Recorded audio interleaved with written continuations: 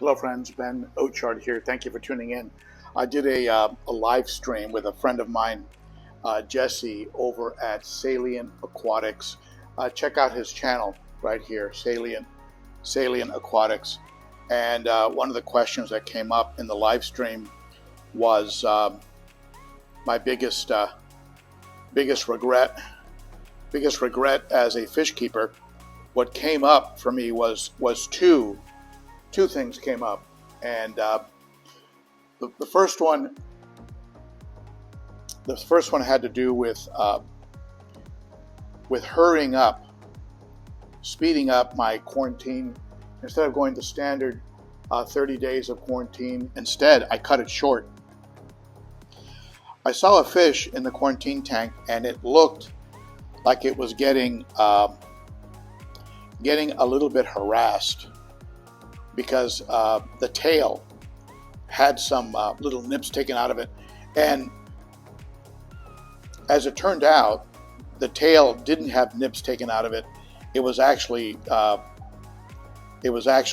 diseased and sort of rotting away, is what it turned out to be, and I ended up shortening shortening the quarantine period from 30 days to about maybe 15 to 20 days, and I ended up transferring Colomeras into my main tank, which killed off 50% of my stock. So that was a big mistake, and of course the takeaway was don't shorten your quarantine period, regardless of what you think. You know, it was a combination of two things. I was anxious to get that new fish into the show tank, and because it was a pretty fish, and I thought he was being picked on, so I figured I was doing the right thing by bringing him over early, and man, oh man, did I pay the price on that one. The second big regret has to do with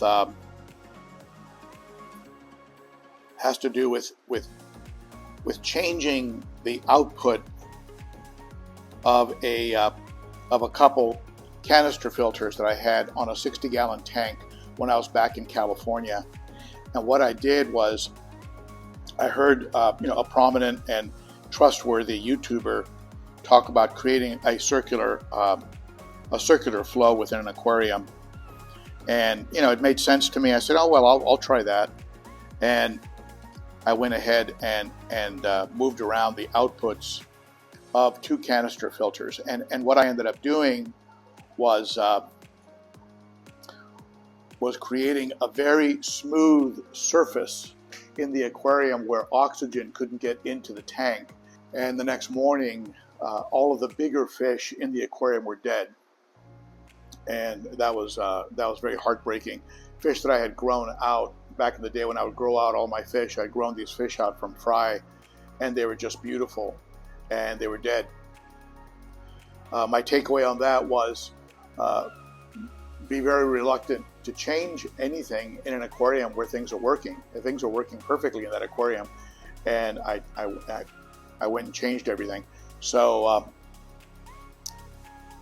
it was very frustrating because I couldn't figure out what was wrong. The fish that were remaining alive in the aquarium looked great because the level of oxygen was enough to sustain the remaining fish, and so it was a very hard one to figure out. It took me a little while to figure it out, and what I do is I keep a log. I keep a log of things I change in the aquarium, and you keep a record of it, and of course you remember these things too. And so I remembered that I had changed the outputs, and then I put two and two together and realized that I had cut off the oxygen to the aquarium and ended up sort of choking the fish unintentionally. So my takeaway on that was, no matter how trustworthy the YouTuber is, always do more research before you make any changes, and be very, very reluctant to make changes in an aquarium where things are actually working and the fish are thriving. Be very, very reluctant to make any changes. Now, The other big takeaway from that experience was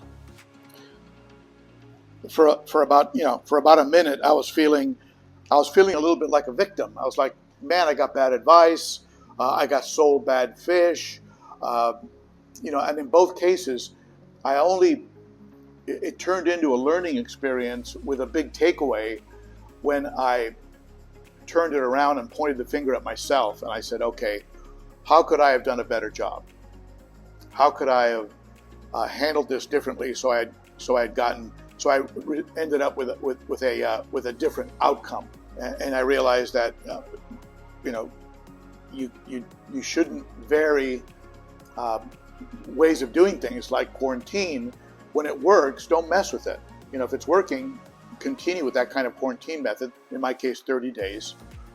And when an aquarium is running right, don't mess with it.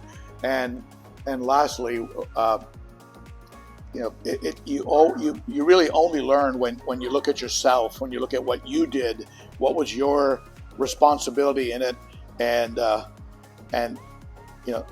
don't be the victim. Turn it into a learning experience and take away some knowledge from it. And then I started to feel some relief, and I felt like I learned something.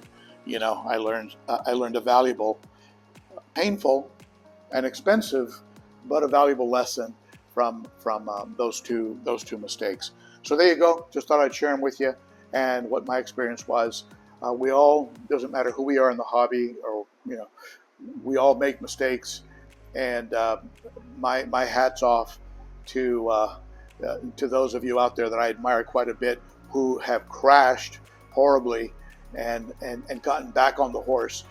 Stayed in the hobby, hung in there, learned from it, and shared it with other people so that others could benefit from the mistake. That's how I've learned from a lot of you, sharing with me something you tried or did, and the result that you got. And very often that's how I've gained a lot of knowledge. We all learn from each other, right? Isn't that the truth? And so at any rate, if you like this channel, be sure to give this video a thumbs up, a like, right? Subscribe, hit that bell, the notification bell. Tell YouTube something good's going on here. And I'll see you on Saturday for the Cichlids and Coffee live stream every Saturday at 11 a.m. Central. A great group of fish keepers get together for an hour. We talk all about every aspect of fish keeping, from filtration to fish to substrate to everything. And if you want to support the channel, consider becoming this is a garage, consider becoming a Garage Gang member, and a Patreon monthly supporter starts for as little as $3 a month. Details are in the description under the video. Thank you, my friends. You are very appreciated, and I'll see you again soon. Bye-bye.